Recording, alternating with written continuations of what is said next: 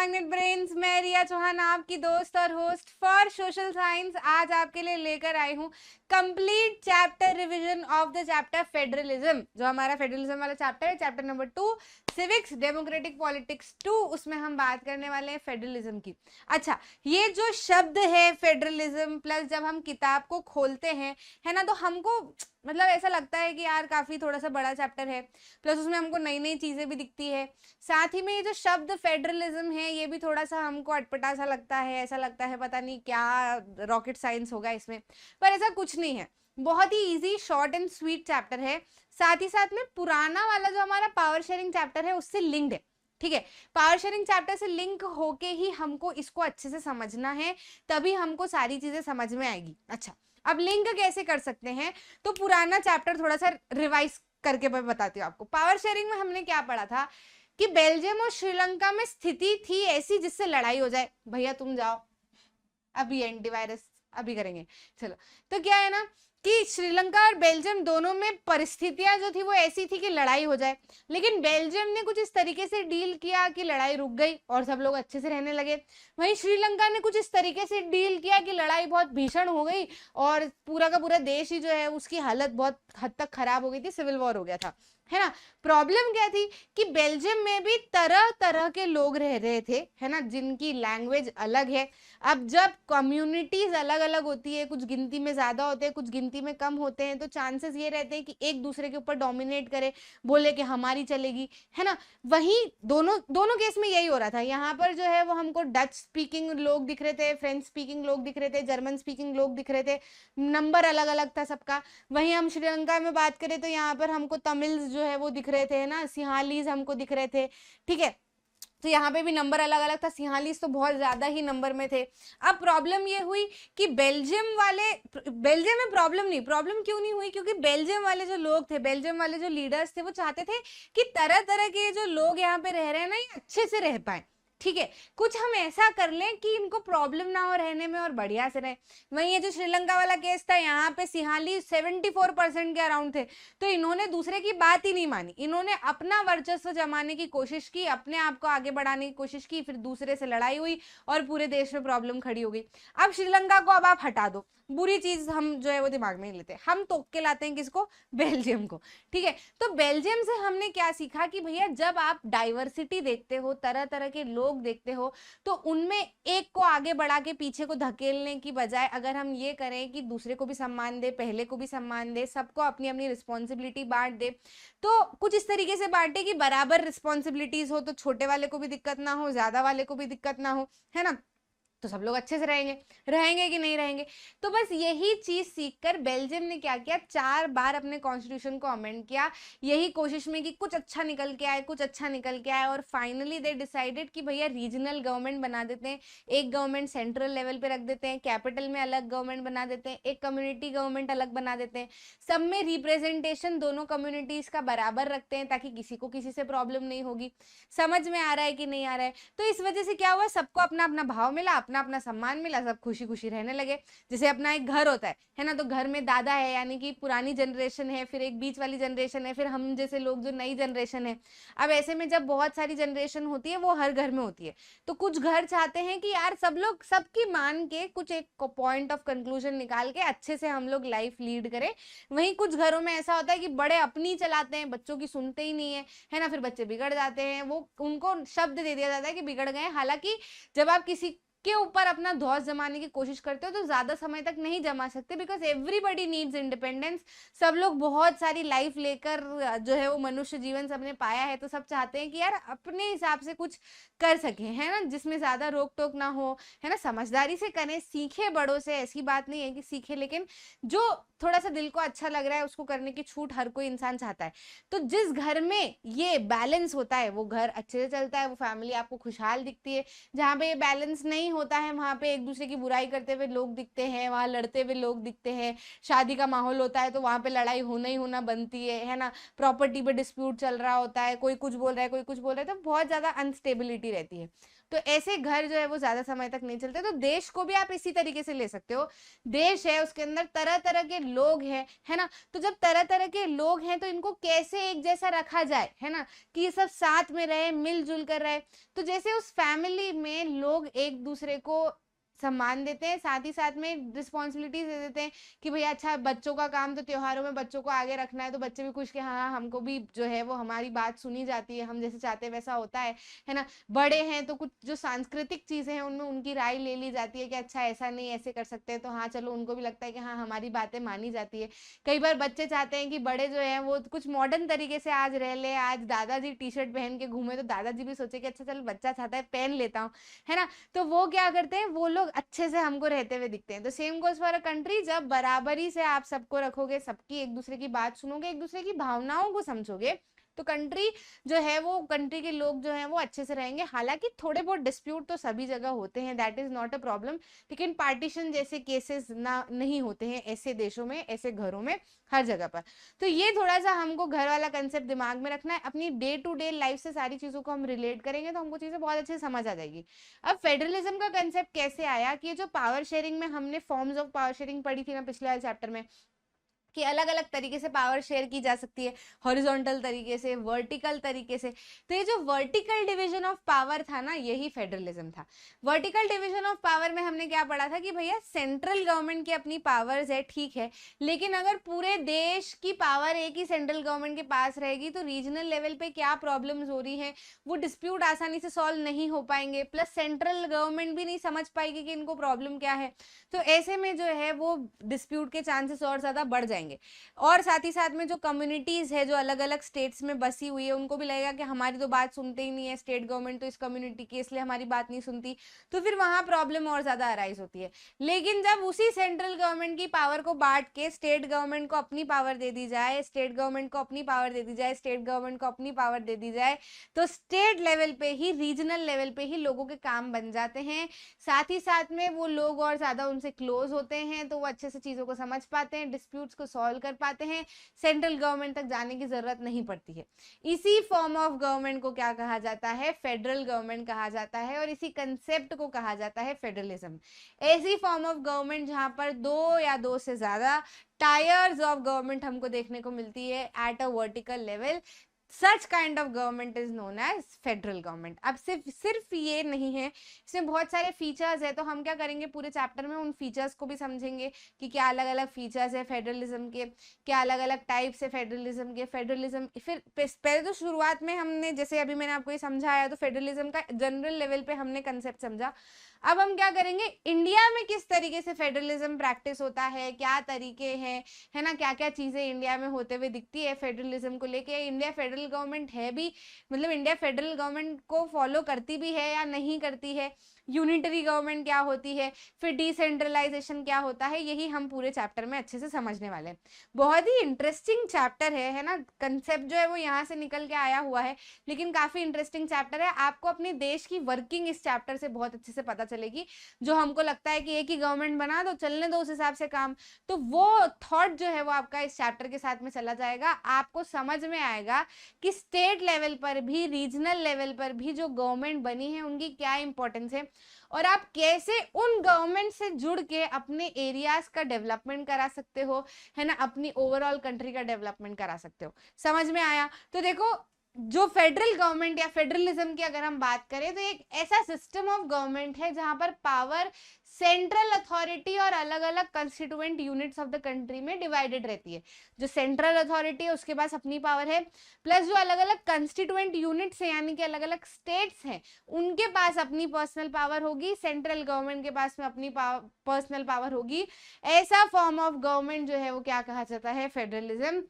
Federalism में या फिर फेडरेशन में जो है हम दो तरीके के लेवल ऑफ गवर्नमेंट देखते हैं इन जनरल, है ना। अभी वो पंचायती राज वाला अभी हटा दो अपने दिमाग से, मैं उसको आगे समझाऊंगी।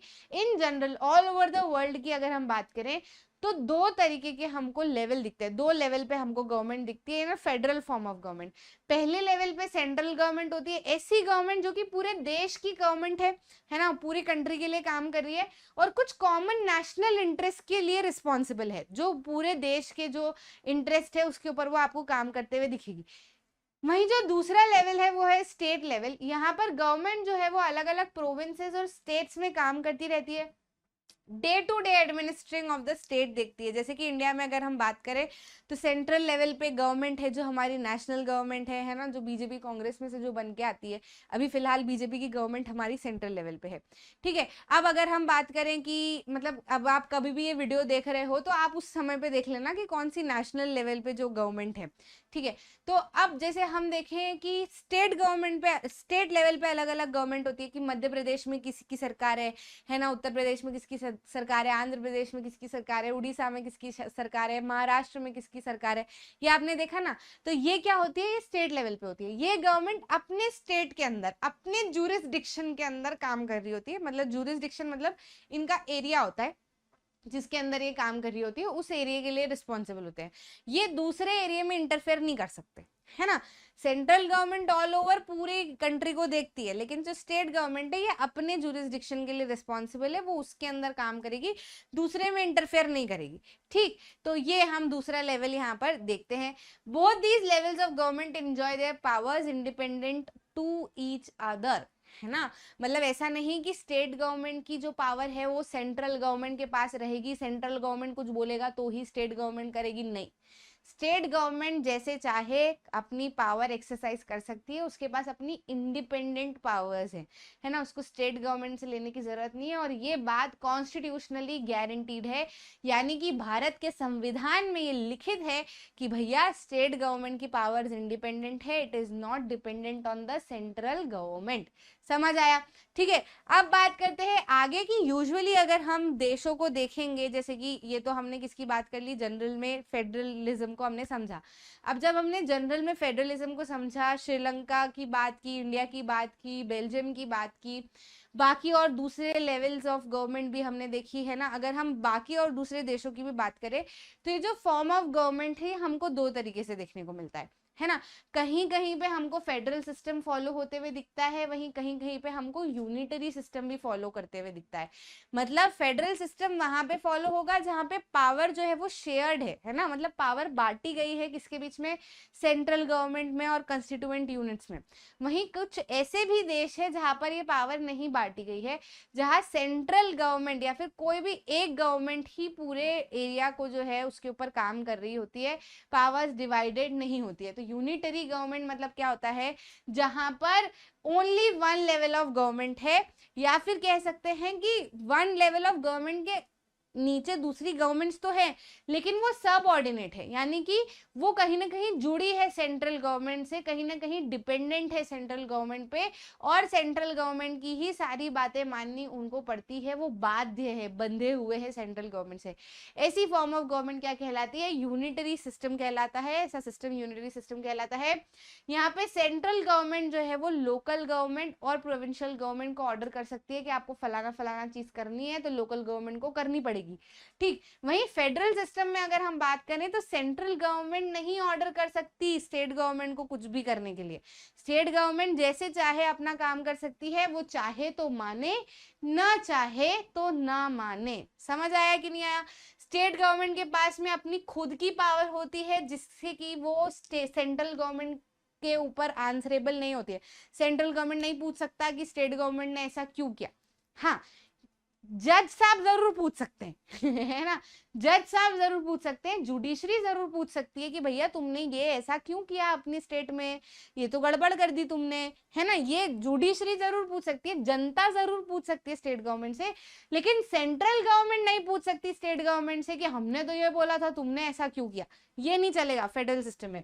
दोनों गवर्नमेंट जो है वो सेपरेटली आंसरेबल होती है टू द पीपल, है ना। सेंट्रल गवर्नमेंट भी जवाबदेह है किसको, जनता को, और स्टेट गवर्नमेंट भी जवाबदेह है जनता को, है ना सेंट्रल गवर्नमेंट स्टेट को जवाब दे, ना स्टेट सेंटर को ठीक है, वाइस वर्सा। समझ में आया दोनों सिस्टम। तो कुछ कंट्रीज ये वाला सिस्टम फॉलो करती है, कुछ कंट्रीज ये वाला सिस्टम फॉलो करती है, डिपेंडिंग ऑन कि उनके देश की स्थिति कैसी है। यूजुअली फेडरल सिस्टम आप ऐसे देशों में देखते हो जहां पर बहुत डाइवर्सिटी है, अनेकता है ना। मतलब बहुत सारे लोग आपको दिखते हैं, तरह तरह की कम्युनिटी दिखती है, तरह तरह की बोली बोलने वाले लोग दिखते हैं, तरह तरह के कल्चर वाले लोग दिखते हैं, है ना। जहाँ पॉपुलेशन कम भी हो सकती है, ज्यादा भी हो सकती है, बस ये है कि वेराइटी जहाँ पे होती है वहां पे लोग यूजुअली फेडरल सिस्टम फॉलो करते हैं, अगर वो चाहते हैं कि देश अच्छे से चले तो ठीक है, समझ में आया। तो दोनों के बीच का डिफरेंस आप देख सकते हो। स्लाइड्स देखो कुछ ऐसी हैं कि आपको हर टॉपिक में से कंप्लीट आंसर मिले, है ना। जैसे कि अभी आप ये वाली स्लाइड देखोगे तो आपको जब फेडरलिज्म के बारे में पूछा जाए क्वेश्चन में, what do you mean by federalism and what are the levels that are seen in a federal form of government, तो आप ये पूरा आंसर लिखोगे, ठीक है। अगर आपसे पूछा जाए difference between unitary system and federal system, तो आप ये अपना पूरा आंसर लिखोगे। समझ आया? मैं आपको एक्सप्लेन तो सारा कुछ लिंक करके कर रही हूँ, लेकिन स्लाइड्स जो है वो हमने कुछ इस तरीके से बनाई है कि आपके आंसर आपको इन स्लाइड्स में से मिल जाए इन केस आपको इनके ऊपर क्वेश्चन आता है, जो कि आने की पूरी गारंटी है ना। चलो अब बात कर लेते हैं कि कुछ फीचर्स है फेडरलिज्म के। मतलब आप फेडरलिज्म में सिर्फ ऐसा ही नहीं कह सकते कि भैया दो फॉर्म ऑफ गवर्नमेंट आपने डाल दी कि एक सेंटर पे है एक स्टेट पे है तो फेडरल गवर्नमेंट हो जाएगी, ऐसा नहीं है। ये तो एक इंपॉर्टेंट फीचर है ही है, लेकिन दूसरे भी फीचर्स है जो कि जरूरी है उसके अंदर एड ऑन होना। नंबर 1 तो ये है ही कि 2 या 2 से ज्यादा लेवल ऑफ गवर्नमेंट होना चाहिए जो कि एक के अंडर है ना। मतलब एक के नीचे एक आ रही है ना, कुछ लेवल्स पे है। जैसे कि नीचे लोकल लेवल पे म्यूनिसिपैलिटी है या पंचायत है, या उसके ऊपर जो है हम देखें तो स्टेट गवर्नमेंट है, फिर उसके ऊपर जो है हम देखें तो सेंट्रल गवर्नमेंट है। ये लेवल ऑफ गवर्नमेंट हमको देखने को मिलना चाहिए। हालांकि ये सब एक दूसरे से इंडिपेंडेंट हो, है ना। मतलब दूसरा का कोई रोल ना हो दूसरे की पावर में, ठीक है। बस ये है कि एक लेवल हमको दिखे कि हाँ ये छोटा है, ये बड़ा है, ये सबसे बड़ा है। क्लियर है? तो इस तरीके से जो फॉर्म ऑफ गवर्नमेंट होती है फेडरल फॉर्म ऑफ गवर्नमेंट कहलाती है। इसमें एरियाज ऑफ जुरिस्डिक्शन जो है वो अलॉटेड है, जिसके ऊपर लेजिस्लेशन, टैक्सेशन और एडमिनिस्ट्रेशन का काम होता है। यानी कि हर फॉर्म ऑफ गवर्नमेंट को या हर लेवल ऑफ गवर्नमेंट को एरिया अलॉटेड है कि भैया ये इस एरिया पे तुमको लॉ बनाने का काम, टैक्सेशन का काम, एडमिनिस्ट्रेशन का काम तुम्हारा इस एरिया का। जैसे स्टेट गवर्नमेंट को अपना अपना स्टेट अलॉटेड है कि भैया तुम्हारा ये स्टेट है, ये स्टेट है, ये स्टेट है, ये स्टेट है ना। जैसे लोकल गवर्नमेंट है तो उनके लिए अपने अपने जिले अलॉटेड है, डिस्ट्रिक्ट अलॉटेड है ना, अपना ग्राम अलॉटेड है, ठीक है। तो कि भैया तुमको इसके अंदर काम करना है, दूसरे में इंटरफेयर नहीं करना है। क्लियर है? तो उनको अपना जुरिस्डिक्शन दिया गया है ना। साथ ही साथ में ये जो एग्जिस्टेंस और अथॉरिटी है each tyre of government is constitutionally guaranteed, है ना। कोई ऐसा नहीं कह सकता कि किसने बोला सेंटर और स्टेट गवर्नमेंट बनाने को, हम तो नहीं कर रहे इस साल, हम तो सिर्फ सेंट्रल गवर्नमेंट ही रखेंगे, सारी स्टेट गवर्नमेंट डिसॉल्व कर देंगे। ऐसा पॉसिबल ही नहीं है, क्योंकि कॉन्स्टिट्यूशन ने बोला है कि ऐसा होना चाहिए। तो भाई ने बोला मतलब बोला, भाई ने बोला होना है मतलब होना है। तो कॉन्स्टिट्यूशन ने बोला कि होना ही है सेंटर और स्टेट गवर्नमेंट, हर स्टेट की अपनी एक गवर्नमेंट रहेगी, सेंट्रल लेवल पे एक गवर्नमेंट रहेगी, दोनों एक दूसरे के इंडिपेंडेंट रहेंगे। तो हाँ, हमेशा ऐसा ही होगा, कॉन्स्टिट्यूशन ने बोला, ठीक है। तो कोई इसको डिनाई नहीं कर सकता। इनके जो फंडामेंटल प्रोविजंस हैं, ठीक है, ये कंसेंट चाहिए होता है दोनों लेवल्स ऑफ गवर्नमेंट का, ठीक है। जो भी फंडामेंटल प्रोविजन है अगर उसको में कोई बदलाव लाना है या कुछ भी चीजें करनी है तो दोनों लेवल ऑफ गवर्नमेंट जो है जब वो राजी मर्जी उनकी होगी तभी प्रोविजन में चेंजेस लाए जाएंगे। अगर किसी भी स्टेट गवर्नमेंट और सेंट्रल गवर्नमेंट के बीच में किसी बात को लेकर डिस्प्यूट होता है, किसी बात को लेकर लड़ाई होती है, किसी बात को लेकर प्रॉब्लम होती है, तो इसके अंदर जो है वो अंपायर का काम कौन करेगा? कौन काम करेगा? जुडिशरी काम करेगा, या हाईएस्ट कोर्ट भी हम कह सकते हैं, सुप्रीम कोर्ट भी हम कह सकते हैं, ठीक है। सुप्रीम कोर्ट में सीधा केस जाएगा और सुप्रीम कोर्ट का जो भी वर्डिक्ट होगा उसको माना जाएगा। समझ आई बात? तो ये तीसरा केस, चौथा, 1 2 3 4 और एक तो वो लेवल ऑफ गवर्नमेंट, तो 5वां केस हो गया, ठीक है। साथ ही साथ में इनके जो सोर्सेस ऑफ रेवेन्यू, अब देखो होता क्या था ना कि जब हम लोग इंडिपेंडेंट हुए तो स्टेट गवर्नमेंट तो बनाई गई, है ना। लैंग्वेज के बेसिस पे अलग अलग स्टेट बना दिए गए, स्ट्रक्चर्स रीडिफाइन किए गए, बाउंड्रीज को फिर से ड्रॉ किया गया कि कौन सा स्टेट कहाँ तक है, लैंग्वेज के बेसिस पे है या कल्चर के बेसिस पे, सब स्टेट तैयार हो गए, ठीक है। लेकिन फिर क्या हुआ ना कि सेंटर गवर्नमेंट के ऊपर बार बार जो है वो स्टेट गवर्नमेंट को जाना पड़ता था, है ना, रेवेन्यू के लिए, पैसे के लिए। अब देखो कोई सी भी चीज हो, घर अगर चलाना है तो उसके लिए पैसा तो चाहिएगा, और घर को आप अपने हिसाब से तभी चला सकते हो जब आपके पास अपना पैसा हो, है ना। दूसरे से जब तक आपको पैसा मांगना पड़ेगा तब तक आप अपने हिसाब से उस घर को नहीं चला सकते। तो सेम गोज फॉर हियर, है ना। यहाँ पर जो है वो स्टेट गवर्नमेंट को अगर बार बार पैसा मांगना पड़े, है ना, सेंट्रल गवर्नमेंट से कि भाई हमको पैसा दो, हमको पैसा दो, हमको फलाना काम कराना है, हमको ढिकना काम काम कराना है, तो फिर सेंट्रल गवर्नमेंट कभी टल्लम डोली कर रही है, कभी नहीं दे रही, कभी कुछ कर रही है, तो फिर स्टेट का डेवलपमेंट होगा क्या? ईमानदारी से बताओ, नहीं होगा ना। तो फिर ऐसे में क्या किया गया, कॉन्स्टिट्यूशन में ही ये चीज डिफाइन कर दी गई कि भैया तुम्हारे रेवेन्यू के सोर्सेज जो है वो इंडिपेंडेंट सोर्सेज रहेंगे और स्पेसिफाइड रहेंगे, ताकि तुमको क्या हो, फाइनेंशियली ऑटोनॉमी जो है वो मिल सके, फाइनेंशियल ऑटोनॉमी जो है वो स्टेट्स की रहे। ठीक है, तो सोर्सेज जो रेवेन्यू के सोर्सेज है वो भी बता दिए गए हैं कि स्टेट गवर्नमेंट कहाँ कहाँ से अपना रेवेन्यू जनरेट कर सकता है, तो फिर उसके लिए पैसे के लिए सेंट्रल गवर्नमेंट जाने की बात नहीं पड़ेगी। साथ ही साथ में अब अगर कोई सी स्टेट गवर्नमेंट कभी आपको बोल लेगी अरे सेंटर से हमको तो पैसा ही नहीं आ रहा, हमको तो यही नहीं हो रहा है, कुछ चीजें हैं जहाँ पे जरूरत पड़ती है बजट पास करने की, वो दैट इज नो डाउट। पर अगर मोस्ट ऑफ द चीजों पे आपको ये सोचने, ये बार बार सुनना पड़ेगा अरे यार हमको तो पैसा ही नहीं है, हमारे पास तो पैसा ही नहीं है, तो that is a lie, that is a trap, उसमें मत फंसना है। सोर्स ऑफ रेवेन्यू जो है वो क्लियरली स्पेसिफाइड है ताकि फाइनेंशियल ऑटोनॉमी रहे स्टेट्स की, सेंटर पे डिपेंडेंट ना हो। साथ ही साथ में फेडरल, ये जो फेडरल सिस्टम है इसका ड्यूअल ऑब्जेक्टिव हमको समझना बहुत ज्यादा जरूरी है कि फेडरल सिस्टम जब एक कंट्री फॉलो करती है तो इससे क्या फायदा हो जाता है, मतलब क्या इसका एक मेन ऑब्जेक्टिव है। तो ऑब्जेक्टिव ये है कि भैया सेफगार्ड होता है, कंट्री की यूनिटी बढ़ती है, साथ ही साथ में रीजनल डाइवर्सिटी बनी रहती है। अब जैसे इंडिया के केस में अगर हम देखें कि लैंग्वेज के बेसिस पे स्टेट्स बनाए हुए हैं, है ना, लैंग्वेज के बेसिस पे स्टेट्स को बनाया हुआ है। लैंग्वेज के बेसिस पे क्यों बनाया हुआ है, इसलिए बनाया हुआ है क्योंकि यही एक ऐसा पॉइंट है जहाँ पे लोगों को लगता है कि यार हमारे लोग हैं, है ना, हमारी कम्युनिटी के लोग हैं, हम लोग जो है वो साथ में रहते हैं। हालांकि वो उनके बीच में भी फिर लड़ेंगे, लेकिन ये तो है कि हाँ भैया, जब अगर मान लो लैंग्वेज के बेसिस पे नहीं स्टेट बनाए होते, हर एक मिक्स के सारे रह रहे होते, तो और ज्यादा लड़ाई होती। लेकिन अभी क्या कर दिया कि लैंग्वेज के बेसिस पे स्टेट बना दिए, तो वो है कि भैया हमारी भाषा बोलने वाले लोग हमारे साथ में रहते हैं तो हम लोग खुश है, हमारे स्टेट की जो लैंग्वेज है वो भी हमारे हिसाब से जो हमको रखनी है वो हमने रखी हुई है।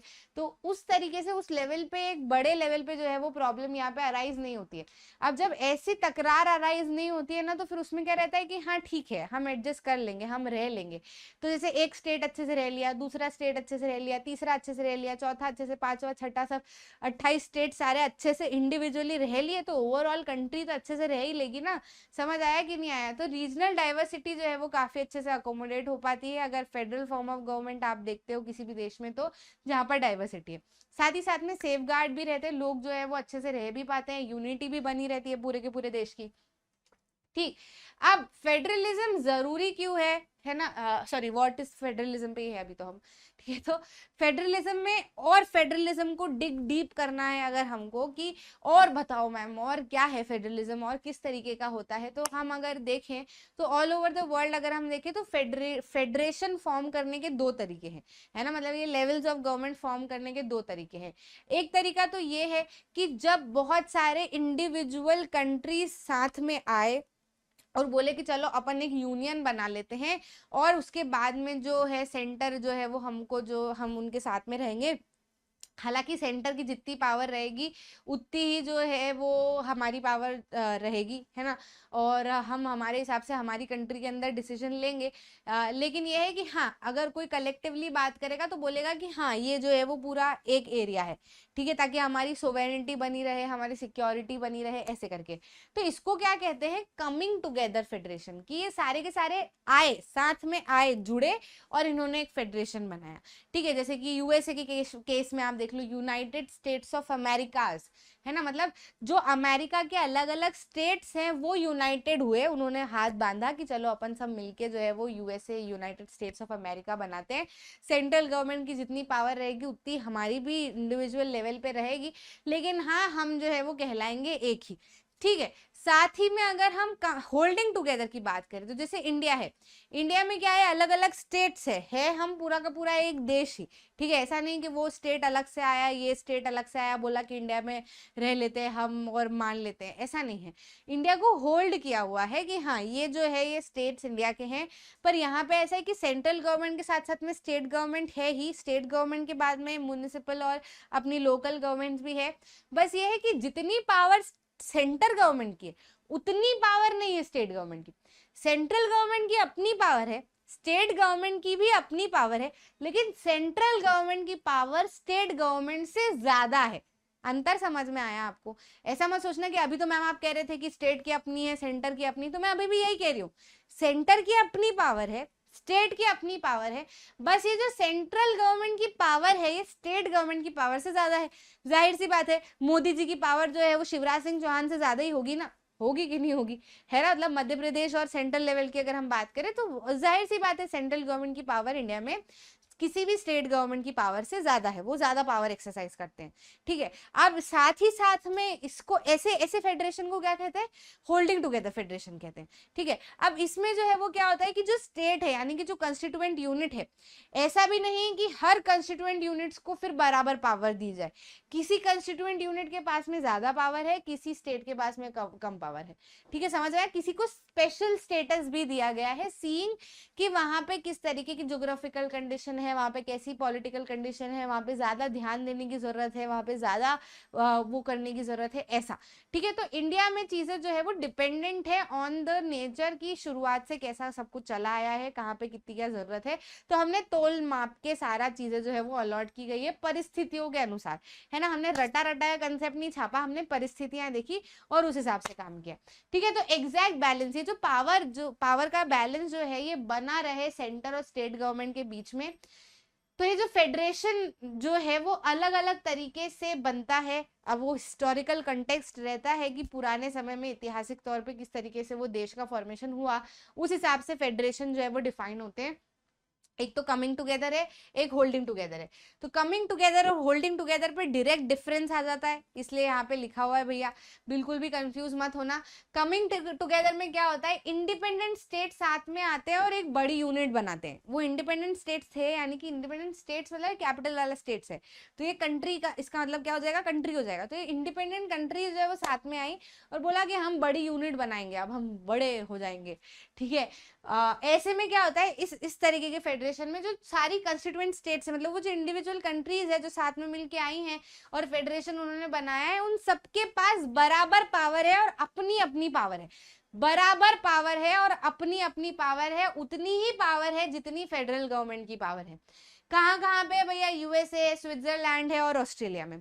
लेकिन अगर होल्डिंग टुगेदर की मैं बात करूं तो यहाँ पे स्थिति क्या बनती है कि एक बड़ी कंट्री जो ऑलरेडी एक कंट्री है वो डिसाइड करती है कि मैं मेरी पावर्स बांट देता हूँ, है ना, मैं मेरी पावर्स बांट देता हूँ, सब ये जो छोटे छोटे राज्य है इनको मैं दे देता हूँ कि भैया ये तुम्हारी पावर, ये तुम्हारी पावर, ये तुम्हारी पावर, ये तुम्हारी पावर। जैसे कि शादी होती है तो शादी में जिसका जो मेन शादी वाला घर होता है, शादी वाले घर में जब बुआ फूफा मासी मासा जी मामा सब लोग आते हैं तो ये डर रहता है कि एक को ज्यादा सम्मान दिया तो दूसरा जो है वो झिझक जाएगा, है ना, या उसको प्रॉब्लम हो जाएगी। तो पापा क्या करते हैं, सबको बराबर सम्मान देते हैं कि आपको ये काम संभालना है, आपको ये काम संभालना है, आप ही के बच्चे की शादी है, आपको भी संभालना है, आप सब खुश, सबके पास में रिस्पॉन्सिबिलिटी है, तो कोई लड़ाई झगड़े करेगा ही नहीं, सब जो है वो मिलके काम करेंगे, खुशी से रहेंगे, है ना। तो ये वही किस्सा है कि होल्डिंग टुगेदर में क्या किया हुआ है ना, holding together form of government में बोला कि बड़ी कंट्री है वो कह रही है कि मैं मेरी पावर जो है वो बराबर मेरे बच्चों में डिवाइड कर देती हूँ, मेरे स्टेट्स में जो है वो मैं डिवाइड कर देती हूँ, डिपेंडिंग किसको कितनी पावर की जरूरत है ना। तो यहाँ पे power is divide its country decides to divide its power between constituent states and national government.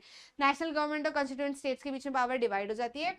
Central government के पास में ज्यादा पावर होती है विज द स्टेट, जो स्टेट है, जैसे कि मैंने अभी आपको शिवराज सिंह चौहान और पीएम मोदी के हिसाब से बताया, या कहा जा सके तो किसी भी स्टेट और सेंट्रल गवर्नमेंट के हिसाब से हम देखें कि मध्य प्रदेश की पावर्स देखें और पूरे ऑल ओवर इंडिया की पावर देखें, तो जाहिर सी बात है जो नेशनल गवर्नमेंट है, जो गवर्नमेंट नेशनल लेवल पे है, उसकी पावर किसी भी पर्टिकुलर स्टेट से ज्यादा होगी, है ना। कहाँ कहाँ पे ऐसा हो रहा है, इंडिया, स्पेन और बेल्जियम। बस यहाँ पे एक और चीज का आपको ध्यान रखना है कि ये जो पावर है, यहाँ पे क्या लिखा है, all the constituent states usually have equal power, मतलब वो जो टुकड़े हैं उनके पास में बराबर पावर होती है। लेकिन यहाँ पे आपको ध्यान रखना है कि वो जो टुकड़े, एक तो सेंट्रल और स्टेट गवर्नमेंट की पावर में सेंट्रल की पावर ज्यादा है, साथ ही साथ में वो जो टुकड़े हैं यानी कि जो स्टेट हैं उनमें क्या हो रहा है, उसमें भी पावर, स्पेशल पावर्स किसी स्टेट्स को दी गई है डिपेंडिंग कि वहां पर क्या स्पेशल कंडीशंस है ना। तो बैलेंस के हिसाब से, जरूरत के हिसाब से पावर बांटी गई है, ठीक है। जरूरी नहीं है कि हर स्टेट के पास में इक्वल हो। अब जैसे अगर हम देखें कि इंडिया को क्या चीज फेडरल कंट्री बनाती है, इंडिया में ऐसा क्या है कि इंडिया एक फेडरल कंट्री कहलाती है, तो इंडिया में अगर हम देखेंगे कि इंडिया को एक यूनियन ऑफ स्टेट्स कॉन्स्टिट्यूशन ने डिक्लेयर किया गया है। कॉन्स्टिट्यूशन ने या संविधान ने क्या बोला है कि इंडिया, सारे स्टेट्स जो हैं वो जुड़े हुए हैं, स्टेट्स के पास में अपनी अथॉरिटी है, वो जुड़े हैं, और पूरा भारत देश जो है वो उन सारे स्टेट से मिलकर ही बना है। तो it is a union of state. अब जब हमारा प्रियम्बल बना तो उसमें हमने डायरेक्टली फेडरल शब्द नहीं लिखा था, हमने यूनियन ऑफ स्टेट लिखा था। तो यूनियन ऑफ स्टेट का मतलब ही ये होता है कि फेडरल कंट्री है। अब फिर वो बाद में पॉलिटिकल रीजंस के कारण कुछ कुछ गवर्नमेंट्स ने प्रियम्बल में वो शब्द लिखवाया। दैट डजंट मीन कि पहले नहीं थी और अब अचानक हो गई, पहले भी थी, है ना। यूनियन ऑफ स्टेट का मतलब यही है कि जो स्टेट्स है उनकी पावर्स है, मिलकर जो है वो पूरा देश बन रहा है। लेकिन अगर हम देखें कि फेडरेशन शब्द जो है वो यहाँ पर फेडरलिज्म के ऊपर काफी हद तक बेस्ड है। आप देखोगे कि कॉन्स्टिट्यूशन ने 2 टायर ऑफ सिस्टम दिया हुआ है, union government, state government. Constitution में ये 2 फॉर्म ऑफ गवर्नमेंट थी जब हम आजाद हुए थे। कौन कौन सी? यूनियन गवर्नमेंट और स्टेट गवर्नमेंट। मैंने आपको क्या बोला था शुरुआत के चैप्टर में कि थोड़ा सा रुकना, मैं आपको एक और चीज एक्सप्लेन करूंगी, म्यूनिसिपैलिटी को अभी अपने दिमाग से हटा देना। तो देखो हुआ क्या कि अगर हम बात करें हमारे कुछ देशों की, है ना, जैसे कि उत्तर प्रदेश की अगर हम बात करें तो वो रशिया बराबर है, बड़ा होगा, और ठीक है। जर्मनी की अगर हम बात करें, महाराष्ट्र की बात करें तो उससे बड़ा है, ठीक है। तो हमारे जो स्टेट है ना, हमारे जो राज्य ही हैं, वो इन कंट्रीज से बड़े हैं, इनकी पॉपुलेशन उन कंट्रीज से बड़ी है। तो जैसे जर्मनी में आपने फेडरलिज्म, मान लो फेडरलिज्म आपने बोला कि वहां पे फेडरल सिस्टम चलता है, तो वहां सेंटर और स्टेट गवर्नमेंट में काम हो जाएगा, ठीक है, क्योंकि देश ही छोटा है। अब इतने बड़े बड़े देश के बराबर तो हमारे प्रदेश है, और इन प्रदेशों से, ऐसे 28 प्रदेशों से मिलके हमारा पूरा देश बन रहा है। तो हमारा काम जो है वो सेंट्रल और स्टेट गवर्नमेंट से नहीं चल पा रहा था, ठीक है।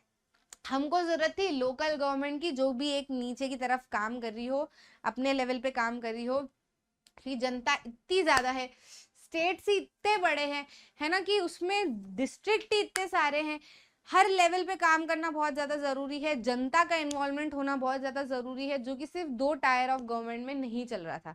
तो हमने रियलाइज किया कि यार हमको तीसरे टायर ऑफ गवर्नमेंट की भी जरूरत है, जिसको कहा जा सकता है म्यूनिसिपैलिटी या फिर पंचायती राज है ना। तो अर्बन एरियाज में म्यूनिसिपैलिटी हमको देखने को मिलती है, रूरल एरियाज में हम पंचायती राज देखते हैं, ठीक है। तो हमने डिसेंट्रलाइजेशन की शुरुआत की, हमने बोला कि स्टेट गवर्नमेंट की पावर को भी और बांट दो, ठीक है। सेंटर ने तो बांट के स्टेट को दे ही दी, अब स्टेट भी बड़ा दिल रखे और अपनी पावर को बांट के अपने डिस्ट्रिक्ट की अथॉरिटीज को दे, अपने डिस्ट्रिक्ट के लोगों को दे, वहां से भी हम गवर्नमेंट बनाते हैं। तो हमारी जो नगर निगम की गवर्नमेंट बनती है, सरकार बनती है, संसद बनते हैं, ठीक है। लोकल लेवल पे हम देखते हैं सरपंच बनते हैं, ठीक है, ग्राम सभा होती है, ग्राम पंचायत होती है। तो ऐसे में क्या होता है, जैसे गांव गांव का मामला है, गांव गांव में ही निपट जाता है। जरूरत अगर उनको ज्यादा पड़ती है तो फिर वो शहर में आके केस ठोकते हैं, तो शहर में ही जाके निपट जाता है ना। नहीं तो अगर मान लो ये लोकल लेवल ऑफ गवर्नमेंट हो ही ना, तो गांव के इंसान को भी न्याय पाने के लिए राज्य सरकार तक जाना पड़ेगा। अब राज्य सरकार के पास में कितने सारे शहर हैं और शहर के पास में कितने सारे गांव हैं, तो राज्य सरकार के पास में कितना काम हो जाएगा भाई।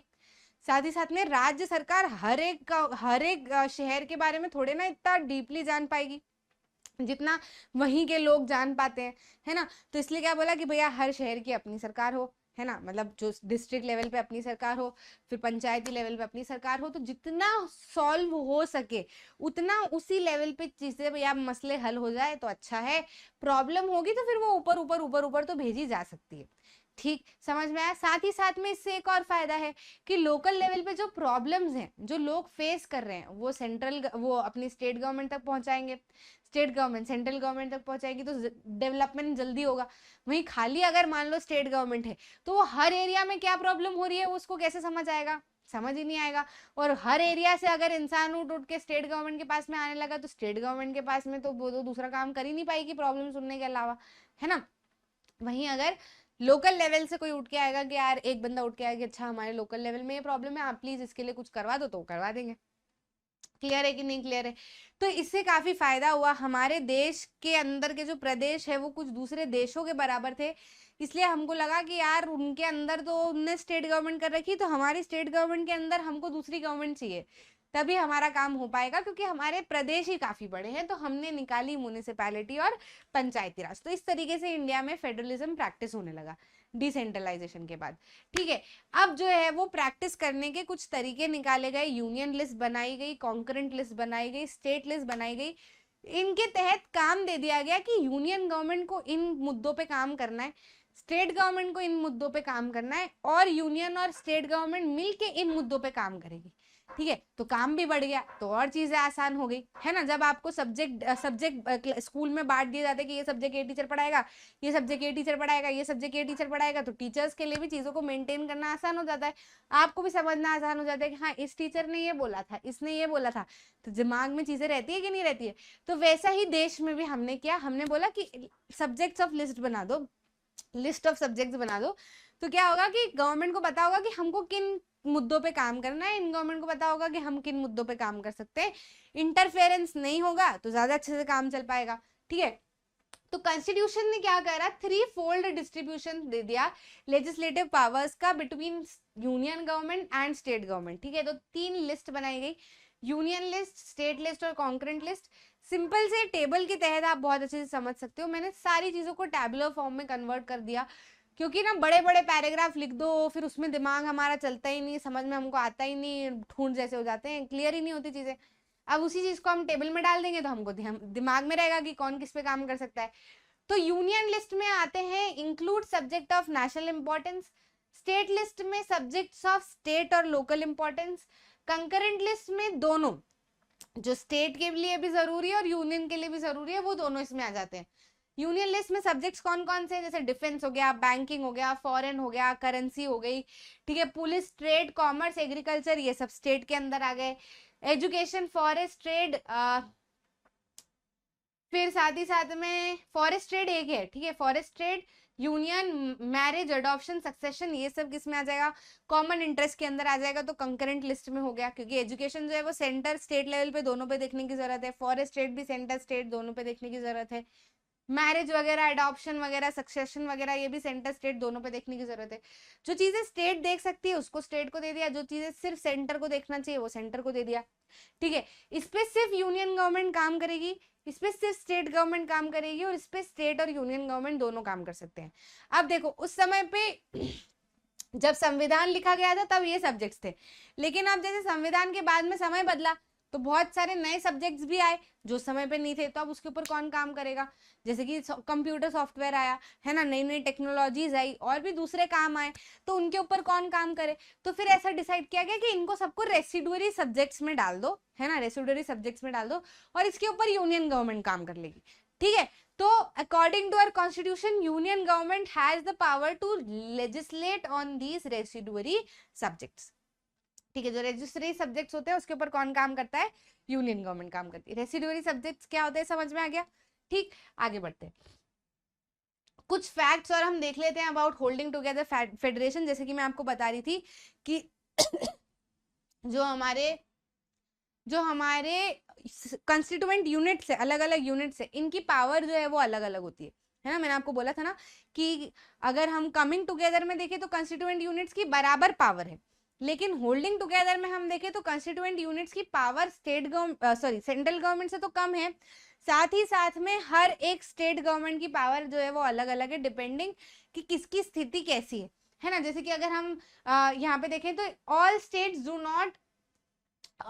not give equal power, holding together federation do not give equal power to its constituent units, some states enjoy special status। क्यों भैया, क्या प्रॉब्लम है। जैसे आसाम, नागालैंड, अरुणाचल प्रदेश, मिजोरम की अगर हम बात करें तो ये सब स्पेशल पावर जो है वो होल्ड करते हैं आर्टिकल 371 के अनुसार, क्योंकि वहां पे सोशल और हिस्टोरिकल जो सर्कमस्टेंसेस है वो काफी अलग है, थोड़े से टिपिकल है, पिक्यूलियर है।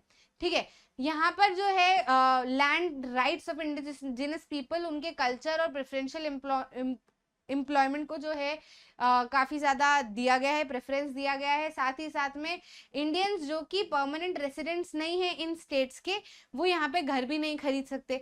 तो ऐसे कुछ स्पेशल स्टेटस किन्हीं किन्हीं स्टेट्स को दिए गए हैं, डिपेंडिंग कि पुराने समय से क्या चीजें चली आ रही है, वो जो राज्य है वो क्या प्रॉब्लम्स फेस करते हैं, इनके ऊपर ये जो है कुछ स्पेशल प्रोविजंस बनाए गए हैं। ठीक है, समझ आया।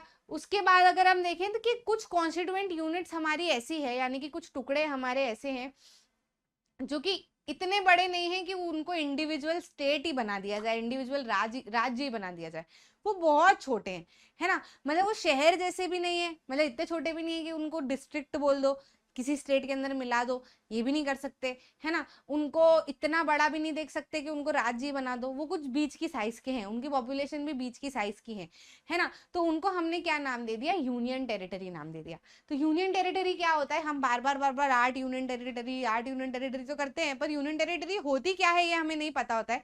तो यूनियन टेरिटरीज क्या होती है, ऐसे एरियाज जो कि काफी छोटे हैं, इतने छोटे हैं कि उनको इंडिपेंडेंट राज्य भी नहीं बना सकते, साथ ही साथ में ऐसी भी हालत नहीं है कि जो एग्जिस्टिंग स्टेट्स है उनके साथ में उनको मिला दिया जाए। तो कहीं कहीं ना कहीं बीच में जो है वो इनकी स्थिति लाए कर रही है। ये जो टेरिटरीज होती हैं इनके पास में स्टेट जैसी पावर्स नहीं है, जो पावर्स राज्य की हैं वैसी पावर्स इन टेरिटरीज के पास में नहीं है। साथ ही साथ में सेंट्रल गवर्नमेंट के पास में कुछ ऐसी पावर्स होती हैं जो इन एरियाज को वो रन कर पाती है, इन एरियाज पे जो है वो अपना कंट्रोल रखती है। पावर जो है वो शेयर होती है बिटवीन यूनियन गवर्नमेंट और state government, is basic to the structure of constitution, it is not easy to make changes in it. अच्छा, अब थोड़ा सा कंक्लूड कर लेते हैं। जो हमारी यूनियन टेरिटरीज होती हैं वो ऐसी टेरिटरीज हैं जो कि ना इतनी छोटी हैं कि उनको किसी राज्य में मिला दिया जाए, साथ ही साथ में ना वो इतनी बड़ी है कि उनको एक इंडिविजुअल राज्य घोषित कर दिया जाए। ठीक है, तो वो कहीं ना कहीं बीच की साइज की है ना। अब इनके ऊपर रूल कौन करता है, इनके ऊपर रूल जो है मतलब इनको इनके प्रोविजंस का कौन ध्यान रखता है, तो इनके प्रोविजंस का ध्यान जो है वो यूनियन गवर्नमेंट रखती है। यूनियन गवर्नमेंट के पास में ऐसी पावर्स होती हैं कि वो इन एरियाज को रन कर सकती है, इनके प्रोविजंस को जो है वो देख सकती है। ठीक है, तो ये जो हमारी यूनियन टेरिटरीज हैं, जो अभी हम देखें गिनती में जो 8 हो चुकी है कुल मिला के सारी अप एंड डाउन होने के बाद में, तो अब ये यूनियन टेरिटरीज कितनी हो गई है, 8 हो गई हैं, और इनके ऊपर यूनियन गवर्नमेंट जो है वो अपने प्रोविजंस के हिसाब से इनके ऊपर काम करती है। तो अभी तक जो है वो हमको नहीं पता था union territory, states union territory बोलते थे, पर यूनियन टेरिटरी आखिर है क्या ये नहीं पता था, लेकिन आई होप अब समझ में आ गया है ना। अब ये जो डिस्ट्रीब्यूशन है या ये जो लेवल्स हैं या यूनियन, स्टेट, टेरिटरीज वगैरह, ये जो सारे फॉर्म ऑफ हम यहाँ पे देख रहे हैं फेडरेशन, ये काफी काफी इंटीग्रल है to our constitution, also to our country. साथ ही साथ में इनके प्रोविजंस में आप ऐसे ही चेंजेस नहीं कर सकते कि मुंह उठा दिया और चेंजेस कर दिए, नहीं। किसी भी चीज में अगर चेंजेस करना है तो उसके अंदर जो है वो यूनियन और स्टेट गवर्नमेंट दोनों की सहमति होना बहुत ज्यादा जरूरी है। और भी प्रोविजंस हैं इनके अंदर चेंजेस लाने के, जैसे कि पार्लियामेंट जो है वो इसमें अलोन चेंजेस नहीं कर सकती, अगर कोई चेंजेस लाना जरूरी भी है तो सबसे पहले वो दोनों हाउसेस ऑफ पार्लियामेंट से पास होगा विथ एटलीस्ट 2/3 मेजोरिटी। उसके बाद में उसको लेजिस्लेचर जो है वो कम से कम half of the total state में क्या करेंगे, रेटिफाई करेंगे। जितने भी टोटल स्टेट्स हैं उनमें आधे स्टेट कम से कम उसमें हामी भर रहे हो तो वो चेंजेस लाए जाएंगे, नहीं तो वो चेंजेस नहीं लाए जाएंगे। ठीक है, इसमें जुडिशरी का काफी इंपॉर्टेंट रोल होता है। जो मैंने आपको बोला कि सेंटर की अपनी पावर है, स्टेट की अपनी पावर है, सेंटर की पावर ज्यादा है, स्टेट की पावर कम है, कुछ स्टेट की पावर ज्यादा है ना। तो ये हमने देखा। अब इसमें अगर डिस्प्यूट आता है या प्रॉब्लम आती है या कुछ भी चीज अगर होती है, मैंने आपको ये भी बोला कि सेंटर स्टेट को जवाबदार नहीं है, स्टेट सेंटर को जवाबदार नहीं है, लेकिन हाँ ये किसी को तो जवाबदार होने चाहिए। अगर जवाबदारी नहीं रहेगी तो ये तो बढ़िया खुला है, एकदम बर्बाद कर देंगे पूरे के पूरे देश को। पर ऐसा नहीं है, ये एक दूसरे को जवाबदार नहीं है, लेकिन ये जनता को जरूर जवाबदार है। अगर कुछ भी प्रॉब्लम होती है तो जनता को इनको जवाब देना पड़ेगा, किसके थ्रू, जुडिशरी के थ्रू। तो अगर कोई सा भी कॉन्स्टिट्यूशनल प्रोविजन या प्रोसीजर इंप्लीमेंट करना है तो जुडिशरी इसके अंदर काम करेगी, देखेगी। साथ ही साथ में अगर कोई भी प्रॉब्लम होती है पावर को डिवाइड करने के अकॉर्डिंग या पावर को डिवाइड करने के आसपास, हाई कोर्ट और सुप्रीम कोर्ट जो है वो अपना डिसीजन देगी। यूनियन और स्टेट गवर्नमेंट के पास में पावर्स हैं कि वो अपने रिसोर्सेज ला सकते हैं bye levying taxes.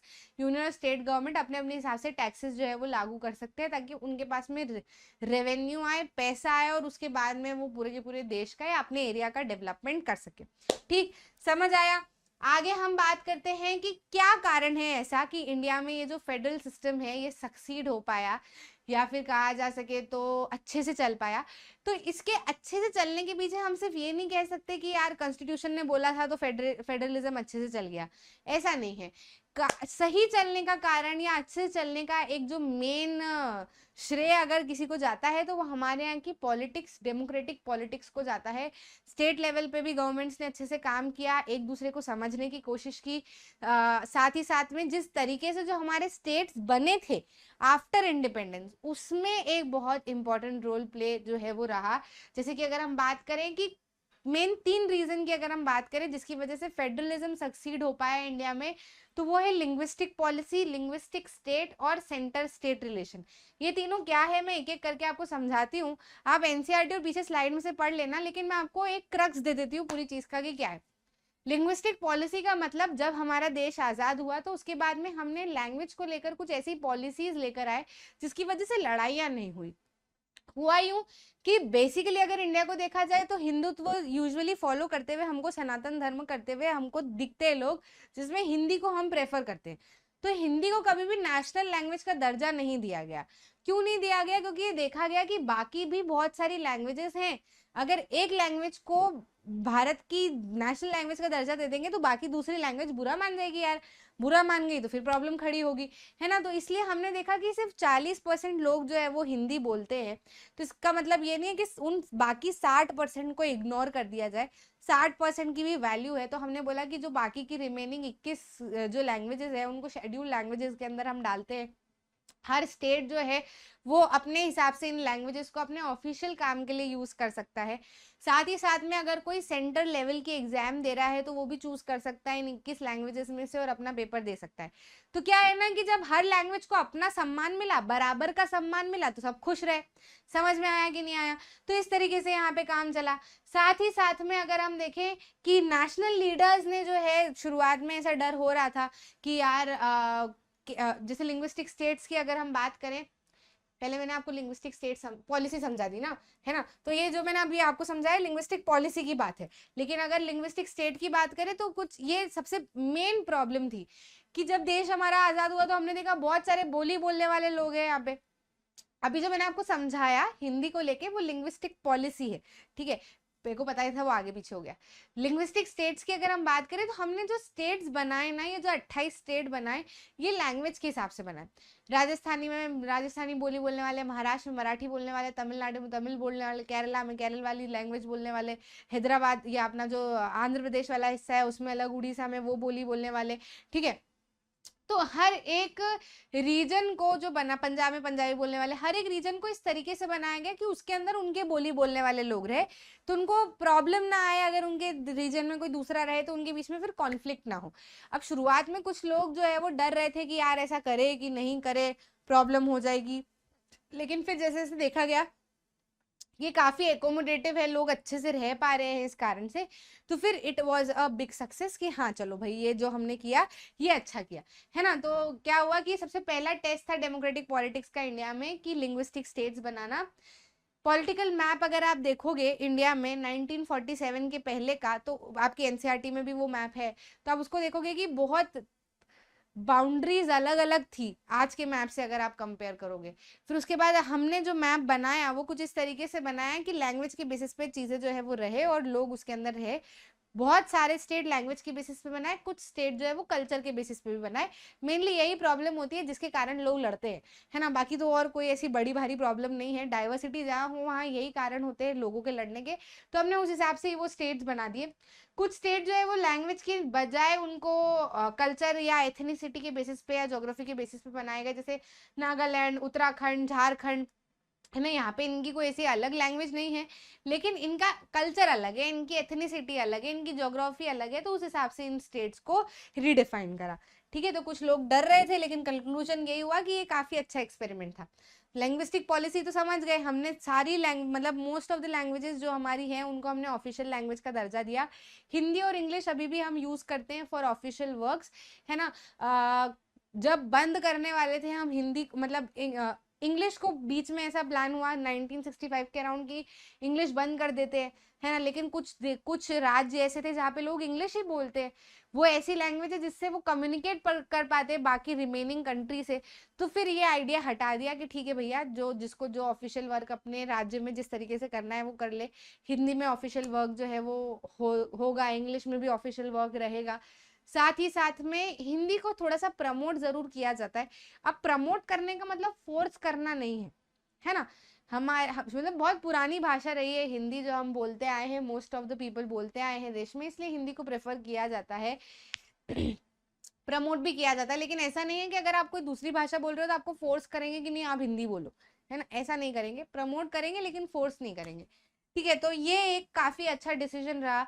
Centre state relation काफी इंपॉर्टेंट है कि सेंटर ने स्टेट के साथ में कैसे कॉपरेट किया चीजों को लेकर, ठीक है। तो क्योंकि शुरुआत में ऐसा देखा गया था कि यार सेंटर लेवल पे जो गवर्नमेंट बनी है ना, शुरुआत में ऐसा हुआ कि सेंटर लेवल पे जो गवर्नमेंट बनी, फिर उन्होंने कोशिश की कि स्टेट लेवल पे ही उन्हीं की सरकार बन जाए।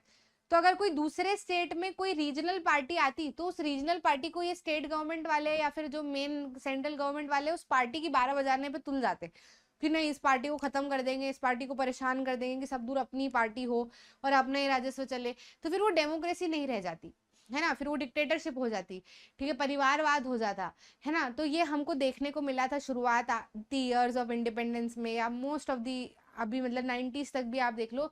तो ये हम देख रहे थे कि जो सेंट्रल गवर्नमेंट है वो चाहती थी कि उसी की गवर्नमेंट हो मोस्ट ऑफ द स्टेट्स में, और जो दूसरी पार्टी की किसी की गवर्नमेंट होती किसी स्टेट में तो वो उनकी सुनते ही नहीं, उनका काम ही नहीं कराते। लेकिन फिर क्या हुआ ना, जब ये देखने को मिला कि मेजोरिटी जो है वो अपने बलबूते पे कोई पार्टी नहीं बना पा रही, उसको कोलिशन की जरूरत पड़ रही है, मतलब किसी दूसरी पार्टी से मिलने की जरूरत पड़ रही है, हाथ मिलाने की जरूरत पड़ रही है, तो फिर रीजनल पार्टी जो है वो उभर के आने लगी, है ना। 1990s के बाद में आप देखोगे कि बहुत सारी पार्टीज बनी, रीजनल पार्टी पड़ी, पॉलिटिकल पार्टीज में हम पढ़ते हैं इन पार्टीज के बारे में, है ना। कोलिजन और अलायंस में आपको उस चैप्टर में मैंने आपको और अच्छे से समझाया हुआ है, वन शॉट आपके पास में है पॉलिटिकल पार्टीज का, ठीक है। तो उसके बाद में उन पार्टी, ये जो मेन पार्टी थी, इनको रियलाइज होने लगा कि यार नहीं यार, रीजनल पार्टी की भी जरूरत है, नहीं तो हम मेजोरिटी से तो कभी जीत ही नहीं पाएंगे, सरकार हम कभी बना ही नहीं पाएंगे, ठीक। तो इस तरीके से सेंट्रल और स्टेट का रिलेशन जो है होना, अच्छा रिलेशन होना भी एक इम्पॉर्टेंट फैक्टर रहा है इंडिया में फेडरलिज्म सक्सेस होने का, ठीक है। डिसेंट्रलाइजेशन किस तरीके से आया इंडिया में, अगर हम उसकी बात करें तो डिसेंट्रलाइजेशन का बेसिक कारण यही था कि कुछ राज्य हमारे बड़े बड़े देशों के बराबर थे, तो हमको लगा कि यार राज्य सरकार तो है ही, राज्य सरकार के अंदर हमको और सरकार चाहिए कि ताकि जो लोकल प्रॉब्लम्स है वो लोकल लेवल पे ही सॉल्व हो जाए। लोकल लेवल्स अपने प्रॉब्लम, लोकल लोग अपनी प्रॉब्लम्स को ज्यादा अच्छे से समझ पाते हैं। साथ ही साथ में जब लोकल गवर्नमेंट होगी तो इंसान जो जो लोअर लेवल पे जो लोग हैं वो भी पार्टी से जुड़े रहेंगे, पार्टी से कहा जाए डेमोक्रेसी से जुड़े रहेंगे, देश की वर्किंग से जुड़े रहेंगे। तो इससे क्या होगा, डेमोक्रेसी और स्ट्रेंथन रहेगी, है ना, और ताकतवर बनेगी, क्योंकि कॉमन लोग पार्टिसिपेट करेंगे। अब हम देखते हैं कि जो पंचायती राज है या हमारा जो लोकल लेवल ऑफ गवर्नमेंट है, इसमें 36 लाख से ज्यादा लोग इन्वॉल्व है, जो कि दूसरे देशों की पॉपुलेशन से भी ज्यादा है। तो जितनी ज्यादा जनता इन्वॉल्व रहेगी देश की वर्किंग में, उतना अच्छा देश चलेगा, है ना। तो ये काफी अच्छा एक आइडिया रहा कि जब पावर ली गई सेंट्रल और स्टेट गवर्नमेंट से और लोकल गवर्नमेंट को दी गई तो इसको डिसेंट्रलाइजेशन कहा गया। ये खास तौर पे इन 3 कारणों से किया गया था। सबसे पहला तो ये कि लोकल लेवल पे लोकेलिटी के लोगों को अपनी प्रॉब्लम ज्यादा अच्छे से समझ आती है, तो वो अपना सॉल्यूशन ज्यादा अच्छे से निकाल पाते हैं। साथ ही साथ में किन चीज पे पैसा लगाना है, किस तरीके से पैसा लगाना है, किस चीज पे पैसा लगाना है, लोकल लेवल पे लोग ज्यादा अच्छे से समझ पाते हैं। जैसे कि स्टेट गवर्नमेंट के पास में आप गए कि पैसा लगा दो, तो स्टेट गवर्नमेंट को लग रहा है कि हाँ ये प्रॉब्लम, मान लो लोकल लेवल पे वो प्रॉब्लम हो ही ना, है ना, उनके पास में वो सुविधा हो पहले से और उस पर स्टेट गवर्नमेंट पैसा लगा दे तो फिर दिक्कत, है ना। तो अगर लोकल लेवल पे जो लोग रहेंगे वही अपनी चीजों पे पैसा लगाएंगे तो वो ज्यादा एफिशिएंट रहेगा, क्योंकि उनको पता है कि क्या दिक्कतें हैं, ठीक है। लोकल लेवल के पास में पॉसिबल होता है कि वो डायरेक्टली पार्टिसिपेट कर पाए डिसीजन मेकिंग में थ्रू डिसेंट्रलाइजेशन, ठीक है। तो ये हमको देखने को मिला।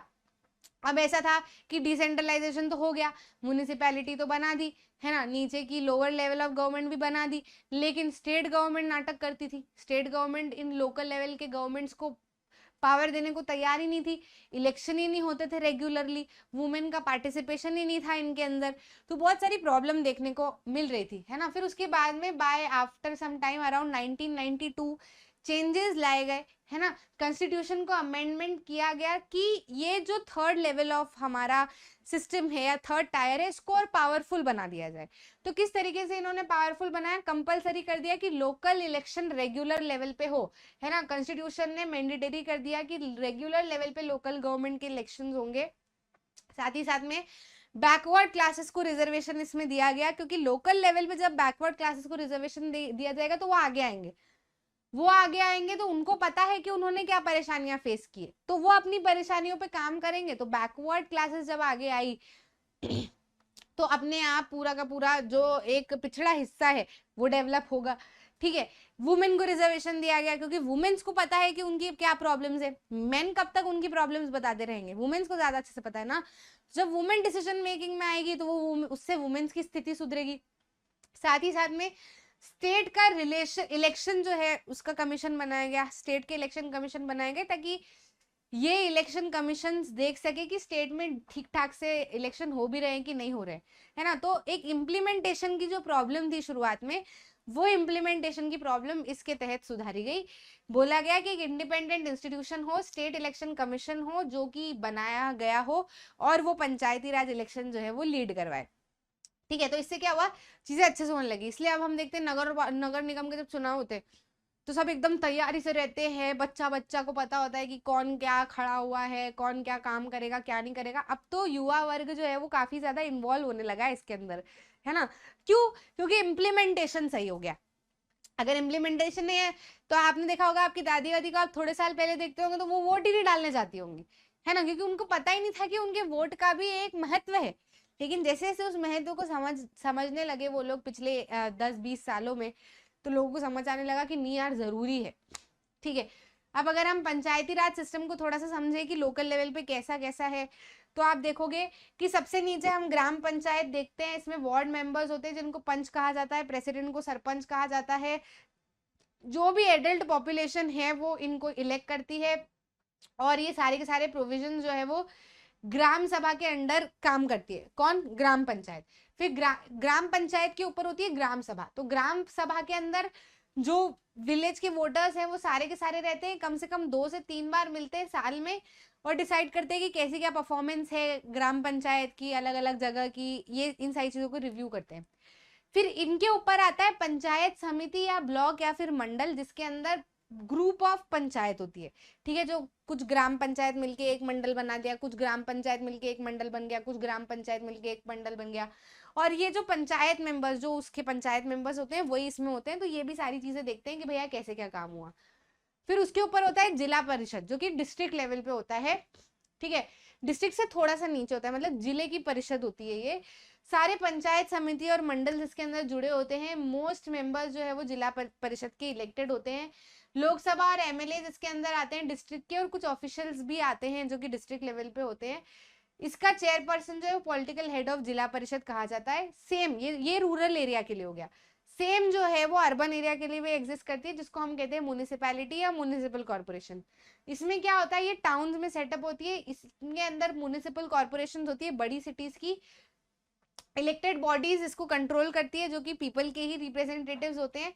चेयरमैन कहलाता है, मतलब इसका जो चेयरमैन होता है म्युनिसिपैलिटी का पॉलिटिकल हेड होता है। इसको यूजुअली मेयर भी कहा जाता है ना, हम जो महापौर कहते हैं ना, वो ये है, ठीक है। तो ये लेवल है ना। सबसे नीचे ग्राम सभा, फिर ग्राम पंचायत, फिर उसके बाद में पंचायत समिति, मंडल या फिर ब्लॉक, फिर उसके ऊपर जिला परिषद, ठीक है। फिर उसके ऊपर हम अर्बन लेवल में अगर हम देखें तो म्युनिसिपैलिटी या म्युनिसिपल कॉर्पोरेशन, ठीक है।